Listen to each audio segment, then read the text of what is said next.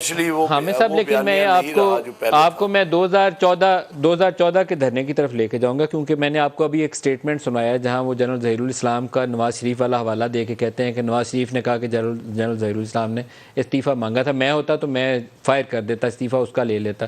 2014 میں جاوید ہاشمی صاحب جب یہ دھرنا چل کے سپورٹس کمپلیکس سے چلنا شروع ہوا تھا پارلیمنٹ کی طرف، سرینا کے سامنے آ کر رکے ہوئے تھے، تو کنٹینر کے باہر جاوید ہاشمی کی اپنی زبانی میں نے یہ کہانی سنی تھی اور شکوک و شبہات ان کے سنے تھے کہ پی ٹی آئی والے ڈی چوک میں جا کے بیٹھیں گے اور یہ طریقہ کار ہے کہ اس وقت، یہ میں جاوید ہاشمی کو کوٹ کر رہا ہوں، ان کا خیال تھا کہ اس وقت سپریم کورٹ میں کسی کے ساتھ انڈرسٹینڈنگ ہے، وہ اس کو انڈورس کر دیں گے پروسیس کو، اور سپورٹ ہے پیچھے اسٹیبلشمنٹ کی۔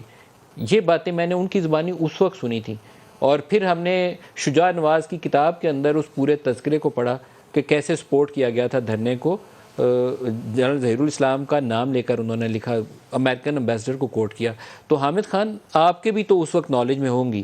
کہ نہیں تھی آپ کے 2014 میں یہ چیزیں نالج میں؟ دیکھیے وہ جو کچھ بھی ہوا ہے یہ ہماری تاریخ کا حصہ ہے اور افسوسناک باب ہے، کیونکہ اسٹیبلشمنٹ یہ کھیل آپ کے نالج میں تھا 2014 میں یہ چیزیں؟ اسٹیبلشمنٹ دیکھیے اس انداز سے نہیں، لیکن کسی حد تک تھا، کیونکہ وہ ایک دن جس کا ذکر کیا ہے، انڈرسٹینڈنگ تو یہ تھی کہ ہم بالکل کسی بھی بلڈنگ میں پبلک بلڈنگ میں داخل نہیں ہوں گے، چاہے وہ پرائم منسٹر ہاؤس ہو، چاہے وہ پارلیمنٹ ہاؤس ہو یا اور کوئی ایسی بلڈنگ ہو۔ بلکہ مجھے یاد ہے کہ میں بطور وکیل کے بھی پیش ہوا تھا،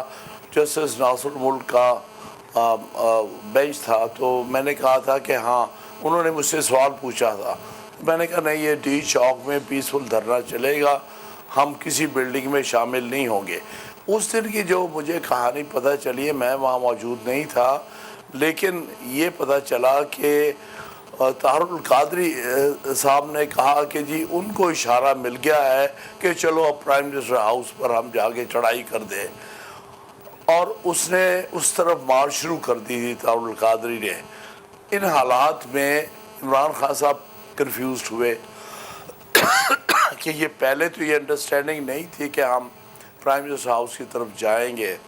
لیکن پھر ان کو جہانگیر ترین کو بھیجا ان سے بات کرنے، تو جہانگیر ترین نے کوئی ان کو ایسے آ کے بات بتائی عمران خان کو، جس کا مجھے پوری طرح علم نہیں ہے، کہ کہا ہے کہ نہیں اب کر جانا چاہیے، کیونکہ اگر طاہر القادری کو ہم اکیلا نہیں چھوڑ سکتے۔ میری نالج میں یہ اس دن کے واقعات ہیں۔